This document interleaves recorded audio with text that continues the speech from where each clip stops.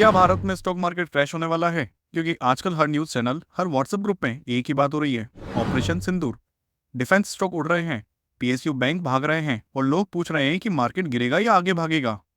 नमस्कार दोस्तों, स्वागत है आपका हमारे नए स्टूडियो में। यहाँ से अब हम आपको देंगे और भी ज्यादा detailed stock market analysis, financial news breakdown और डीप इन्वेस्टमेंट रिसर्च, बिल्कुल रियल और नो नॉनसेंस तरीके से। तो चलिए शुरू करते हैं। तो क्या है ऑपरेशन सिंदूर? ऑपरेशन सिंदूर एक हाई इंटेंसिटी मिलिट्री ऑपरेशन है जिसे भारत ने एलओसी यानी लाइन ऑफ कंट्रोल पर शुरू किया है। इसके पीछे का मकसद है पाकिस्तान में छुपे आतंकियों के बेस को खत्म करना और सीमा पर हो रही घुसपैठ को रोकना। तो अब इसका मार्केट से क्या लेना देना? जैसे ही ये न्यूज सामने आई और मार्केट में हलचल शुरू हो गई, जिसे फॉरेन इन्वेस्टर सावधान हो गए, ट्रेडर्स ने पैनिक सेलिंग शुरू कर दी और मीडिया ने इसे वॉर लाइक सिचुएशन बना दिया। तो क्या मार्केट क्रैश करेगा? अब समझते हैं पूरा सिलसिला कि स्टॉक मार्केट कैसे रिएक्ट करता है जब कोई बड़ा जियोपॉलिटिकल इवेंट होता है।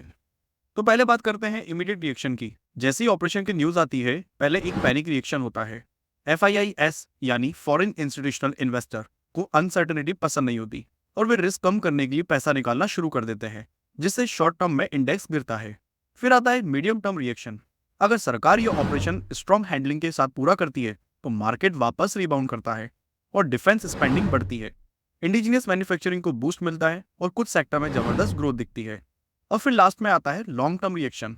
इन्वेस्टर को भरोसा बनता है कि देश स्टेबल है, सुरक्षा पक्की है और सरकार प्रोएक्टिव है, जिससे FDI बढ़ता है और इकोनॉमी को सपोर्ट मिलता है।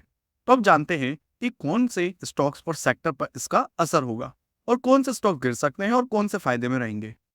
फायदा उठाने वाले सेक्टर्स की बात करें तो पहले है डिफेंस स्टॉक्स। कंपनीज जैसे BEL Bharat electronic limited, HAL Hindustan aeronautics, BDL Bharat dynamics, ये सभी इंडियन डिफेंस सेक्टर में काम करती है। ऑपरेशन सिंदूर जैसे हालातों में सरकार इन कंपनियों को और बड़े ऑर्डर दे सकती है। दूसरे हैं infrastructure and engineering. L&T, BEML, IRCON, ये सब गवर्नमेंट इंफ्रा प्रोजेक्ट्स और डिफेंस इंफ्रा में काम करती है। जैसे जैसे स्ट्रेटेजिक इंफ्रा बढ़ेगा, इनका काम भी बढ़ेगा। और तीसरा है PSU banks, SBI, bank of Baroda और PNB। सरकार की खर्च करने की क्षमता इन्हीं बैंकों से आती है और डिफेंस स्पेंडिंग के लिए फाइनेंसिंग यहीं से होगी। अब वे स्टॉक्स जो गिर सकते हैं, जैसे IT and tech companies, Infosys, TCS, HCL, इनका रेवेन्यू US और यूरोप से आता है।